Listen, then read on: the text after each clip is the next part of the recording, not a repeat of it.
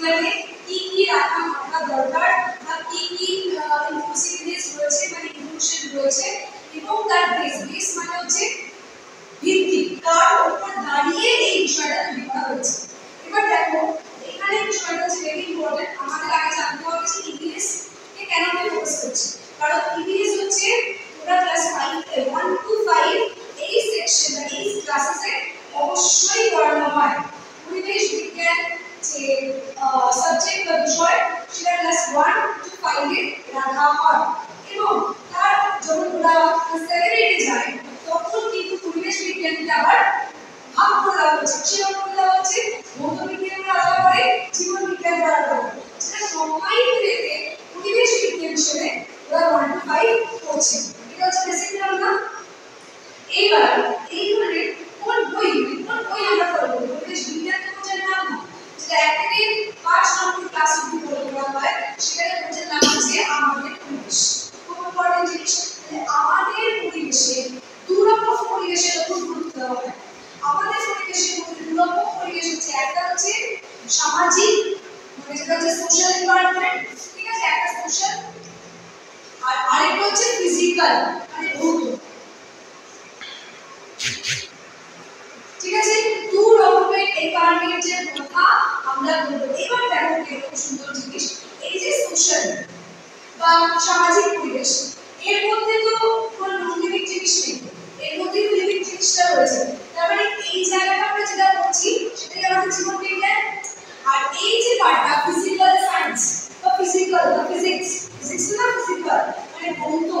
এই জায়গাটা আমরা সেলিব্রেট করব ফিজিক্যাল সায়েন্স। এই জিনিসটা আমরা ক্লিয়ার। ওরা যখন 1 to 5 করছে তখন ওদের একটা কম্বাইন্ড ডিপার্টমেন্ট করা হচ্ছে, কিন্তু ওদের দুটো পরিবেশের যে একটা সেপারেট বেস এটা কিন্তু ওদের বলা হচ্ছে। তারপর যখন ওরা 5 to 7 8 আসছে, 6 7 8 আসছে, তখন ওরা আলাদা করে বই পেলেও ওদের ধারণায় কিন্তু কোনো গন্ডগোল হচ্ছে না। ক্লিয়ার?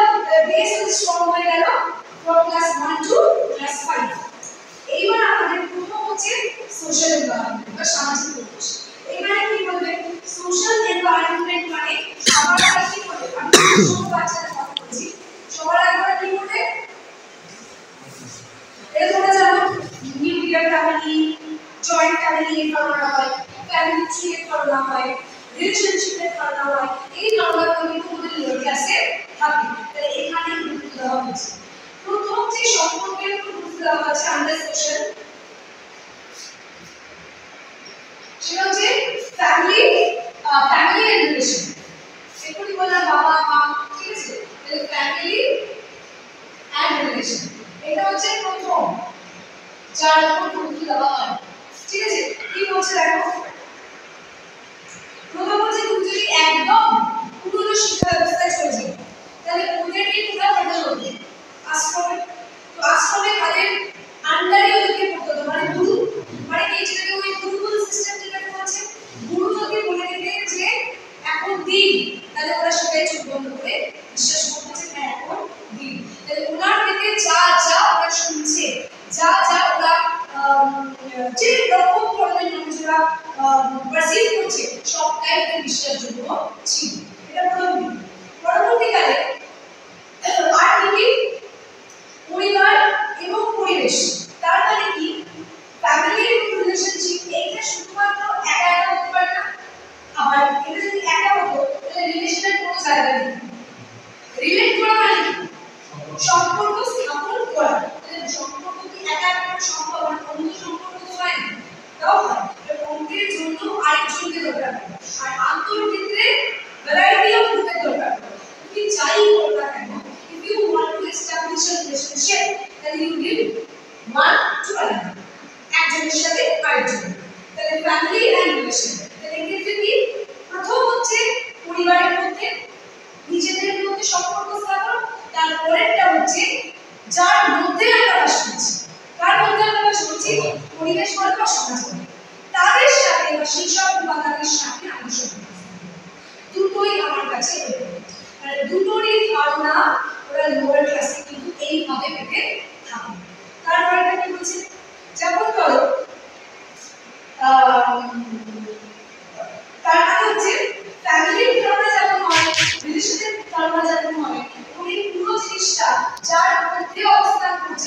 এনভায়রনমেন্ট বা সোসাইটি গুলো পুরোটার যে আন্তঃসম্পর্ক এই ভাবনা গোলাপা আরো ডিটেইলস কি বলছে শিক্ষা হয়েছে বৃত্তিমুখী বৃত্তিমুখী মানে কি হ্যাঁ কর্মমুখী মানে কি তুমি কিছু করলে কিছু পাবে বৃত্তি কিন্তু ফ্রিতে হয় কারণ তুমি ইংলিশে কি বলে স্কলারশিপস তুমি কেমন হচ্ছে আমাদের এখানে কোনো ট্রেনিং কলেজ তোমরা যে স্কলারশিপস পাচ্ছ স্কলারশিপস গুলো ফ্রি ভালো করে দেখো অ্যাডমিশন বলে কি পাচ্ছ ভালো করে দেখো না ভালো করে দেখো ভালো করে খাও ভালো করে খাও শুধু অ্যাডমিশন বলে কি তোমরা পেয়ে যাচ্ছ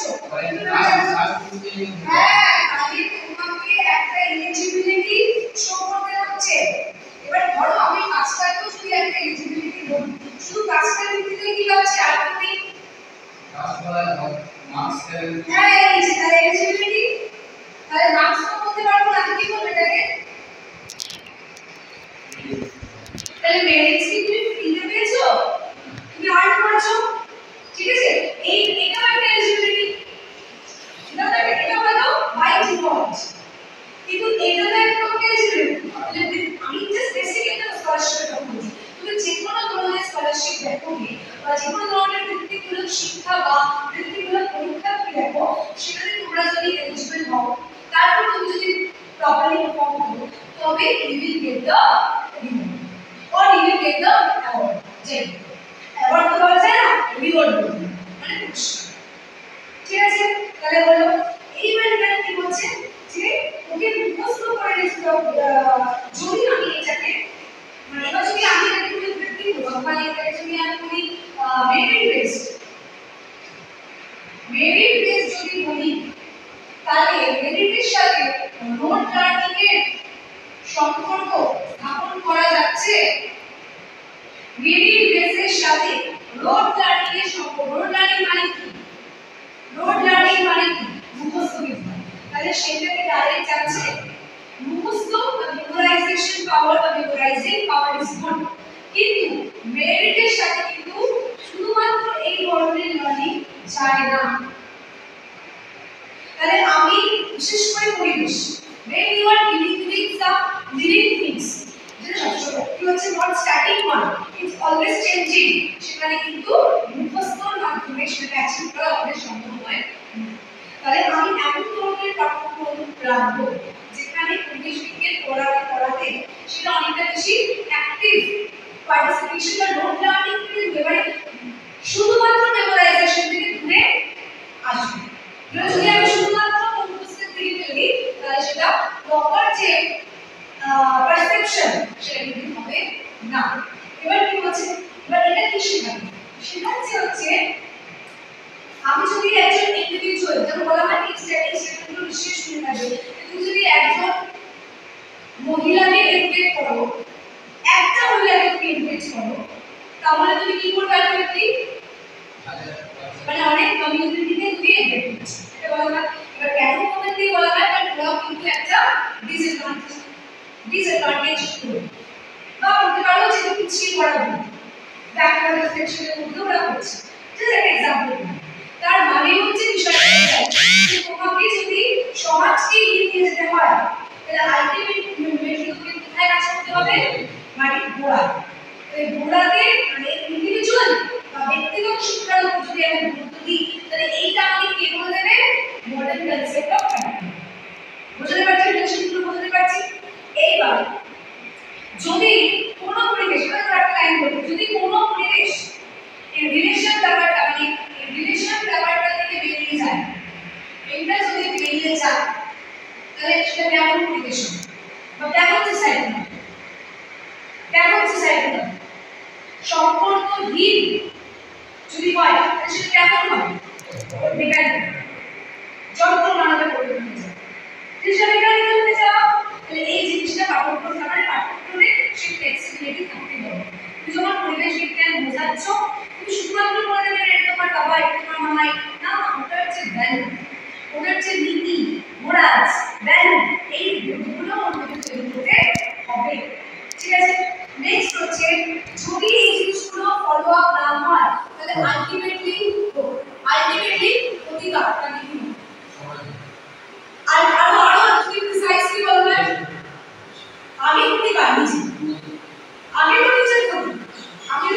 লেভেলে গ্রাসরুট লেভেলে থাকে আগে তো ব্যক্তির প্রবলেম